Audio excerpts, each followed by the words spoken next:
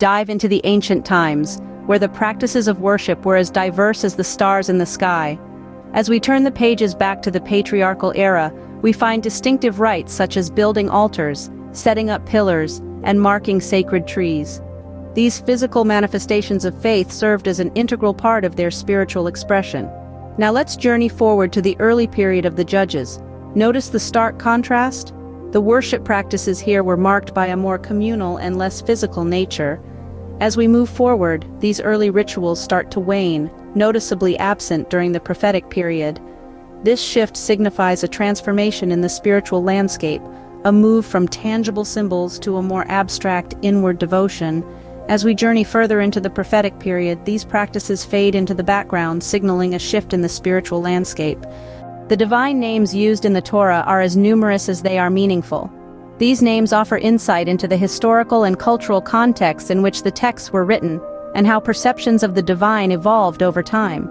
Among the most significant are El Shaddai and YHWH.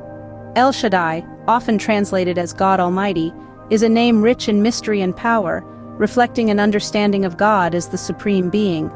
YHWH, on the other hand, is a deeply personal and intimate name, often translated as the Lord, and is associated with God's covenantal relationship with Israel.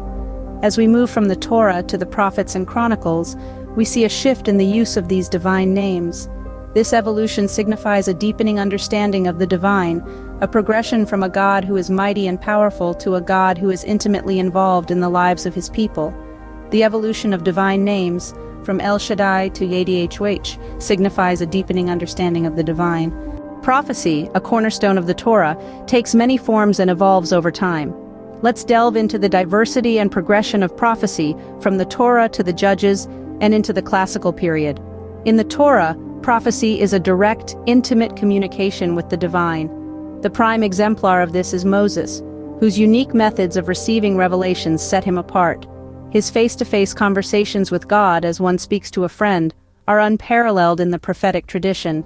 Fast forward to the era of Judges, prophecy takes a different turn. Here, the prophets play more of an advisory role, providing guidance to the leaders of Israel. The intimate conversations of the past evolve into symbolic visions and dreams, a shift that becomes more pronounced in the classical period of prophecy.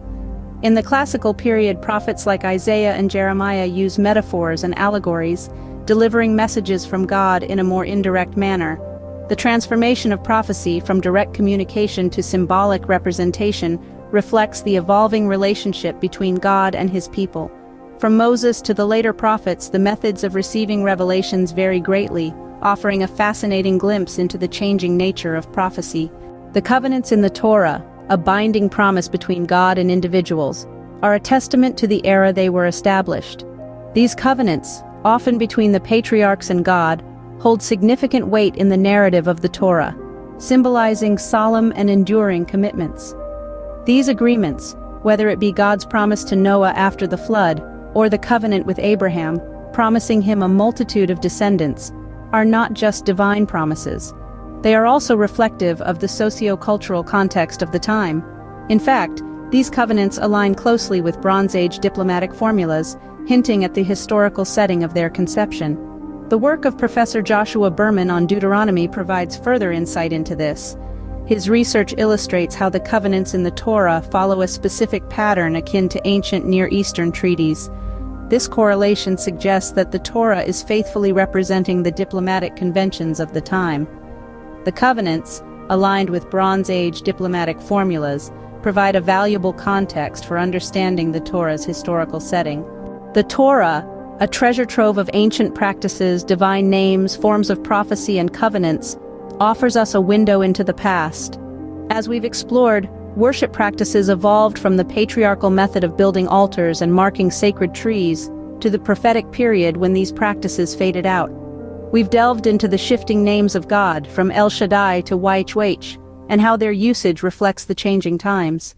The forms of prophecy, too, have transformed, with Moses' unique revelations standing in contrast to the methods of later prophets. The covenants, agreements between individuals and God, align with Bronze Age diplomatic formulas, as highlighted by the work of Professor Joshua Berman on Deuteronomy. These covenants, divine names, forms of prophecy, and worship practices provide critical context to the religious practices in the Torah. Understanding these elements not only enriches our study of the Torah, but also of religious history and theology as a whole.